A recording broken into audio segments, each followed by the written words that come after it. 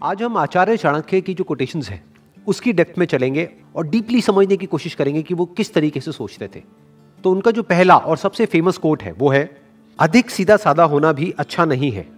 सीधे वृक्ष पहले काट लिए जाते हैं और टेढ़े मेढ़े बच जाते हैं।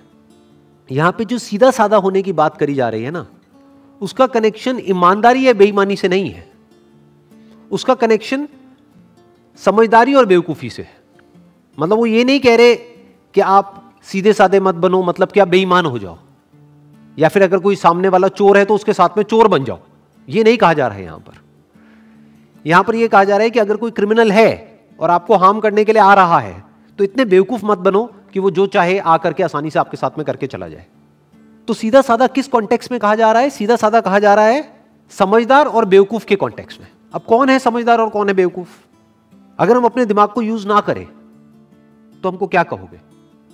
आप बेवकूफ भी कह सकते हो और सीधा साधा भी कह सकते हो। बिल्कुल एक जानवर के जैसा भोला भाला, जो उसका बेसिक नेचर होता है बस उसके हिसाब से चलता चला जाता है, वो एक सीधी डायरेक्शन में चलता है। इसलिए जानवर को पकड़ा जा सकता है, उसको कैद किया जा सकता है और उसको अपने हिसाब से चलाया जा सकता है। उसको इंसान यूज कर सकता है और करता ही है। तो अगर आप इंसान होने के बावजूद भी अपना दिमाग यूज नहीं करते हो तो क्या कहेंगे? आपको सीधा साधा भी कह सकते हैं और बेवकूफ भी कह सकते हैं। क्यों? क्योंकि आप एक ही डायरेक्शन में चलते चले जाते हो। जो भी आपका बेसिक नेचर है बस उसके हिसाब से चलते ही चले जाओगे। ये नहीं देखोगे कि सिचुएशन क्या है, ये नहीं देखोगे कि सामने वाला क्या है। इनफैक्ट आचार्य चाणक्य का ही एक और कोटेशन है जो इस बात से बिल्कुल परफेक्टली लिंक होता है। वो क्या कहते हैं? जो तुम्हारी बात सुनते हुए इधर उधर देखे उस पर कभी विश्वास मत करो। कितनी पावरफुल बात करी जा रही है। जो सीधा साधा आदमी होगा वो इस बात की डेप्थ को नहीं समझ पाएगा, वो इस बात को समझ ही नहीं पाएगा। जो तुम्हारी बात सुनते हुए इधर उधर देखे उस पर विश्वास क्यों ना करो, क्योंकि वो कुछ और ही सोच रहा है। वो आपकी बात में जब इंटरेस्टेड नहीं है तो आप में इंटरेस्टेड कैसे होगा? उसका इंटरेस्ट सिर्फ इसमें है कि जो वो चाहता है वो फटाफट से कैसे हो जाए, चाहे उसमें आपका नुकसान भी हो जाए तब भी उसको फर्क नहीं पड़ता है। जो आपकी बात तक सुनने में इंटरेस्टेड नहीं है वो आप में कैसे इंटरेस्टेड होगा? तो इस तरीके से हमको पहले समझना होता है कि जो सामने वाला पर्सन है उसके दिमाग में क्या चल रहा है, उसके अकॉर्डिंग एक्ट करना होता है। नहीं तो हम बहुत ही बुरी तरीके से लाइफ में फंस सकते हैं और फंसते ही हैं।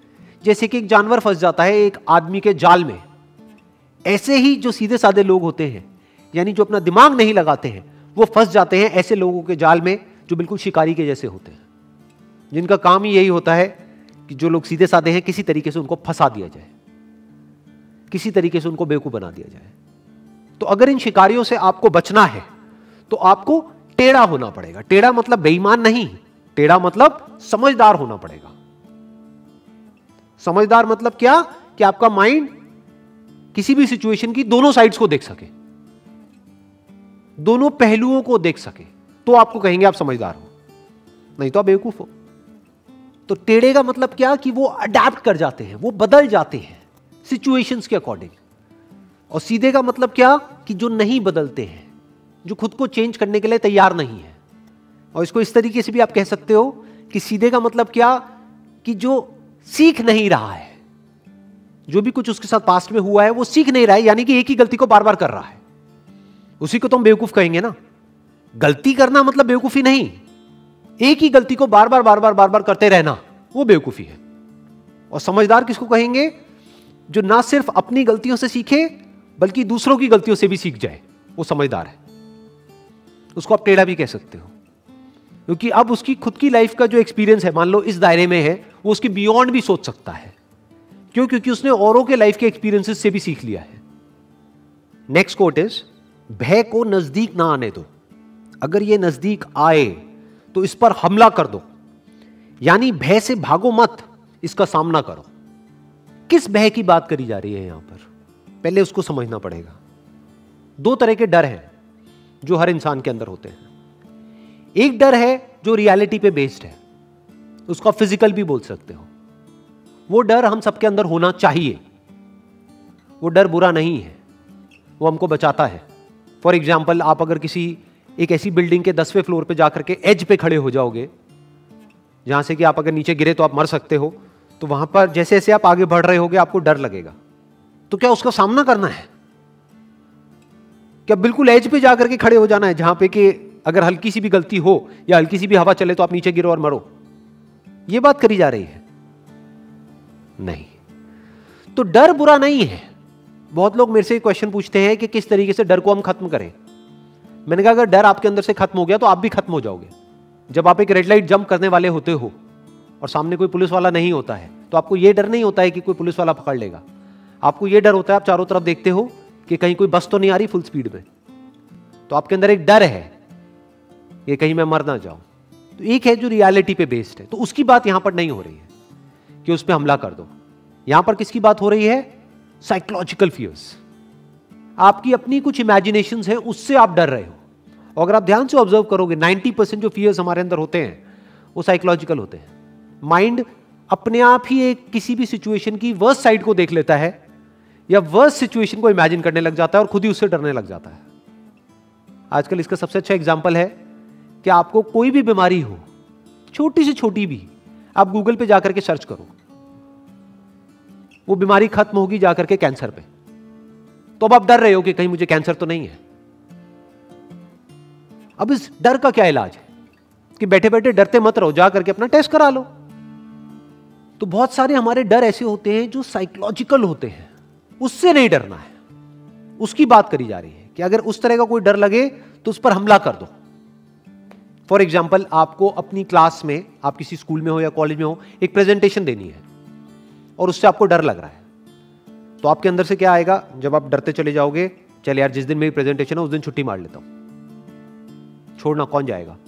तो ये कहा जा रहा है कि ये हरकत मत करो, क्योंकि ये डर आपका साइकोलॉजिकल है, ये किसी रियलिटी पे बेस नहीं है। ऐसा नहीं है कि आपकी प्रेजेंटेशन में थोड़ी सी गलती आपसे हो गई तो आपको मार दिया जाएगा या आपको स्कूल या कॉलेज से बाहर निकाल देंगे।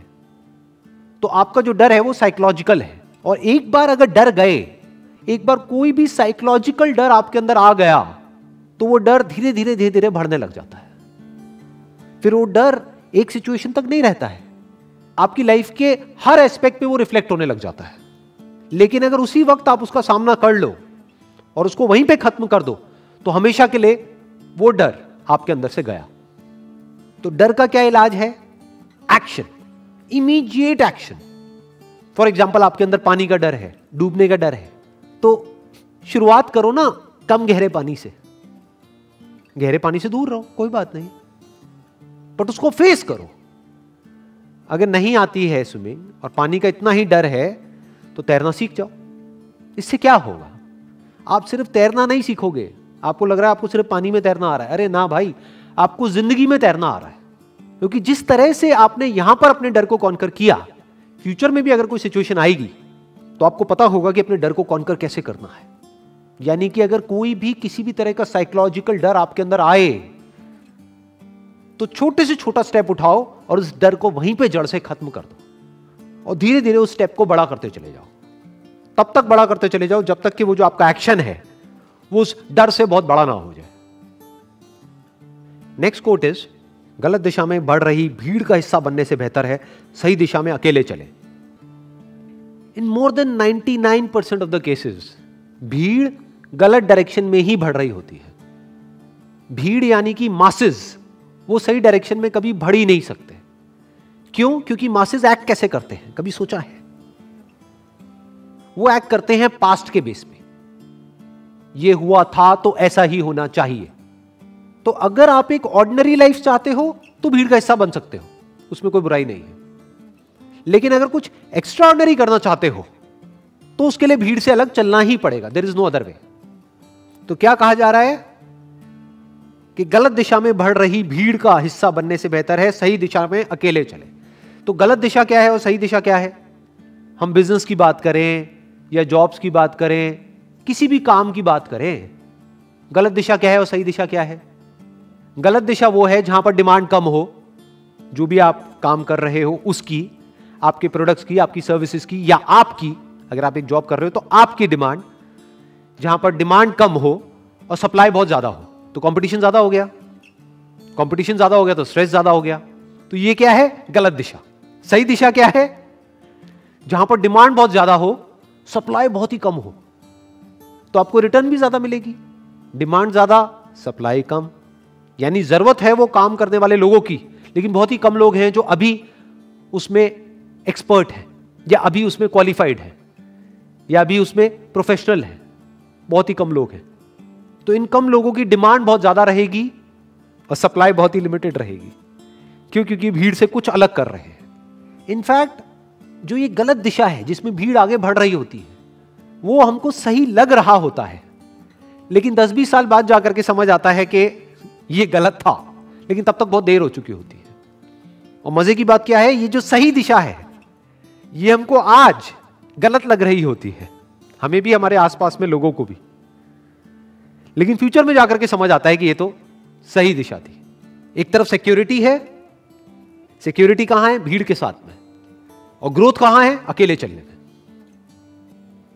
तो चॉइस आपकी है कि आपको सिक्योरिटी चाहिए या ग्रोथ चाहिए, कंफर्ट चाहिए या चैलेंजेस चाहिए। हां, अगर हमको अपने एक्चुअल पोटेंशियल को डिस्कवर करना है तो कोई चॉइस नहीं है, अकेले चलना ही पड़ेगा। नहीं तो भीड़ के साथ में तो एडजस्ट करना पड़ेगा। भीड़ के साथ में आपको उनकी चाल को मैच करना पड़ेगा। जैसे भेड़ चाल होती है, तो ना आप तेज चल सकते हो ना धीरे चल सकते हो, उन्हीं की चाल को मैच करना पड़ेगा।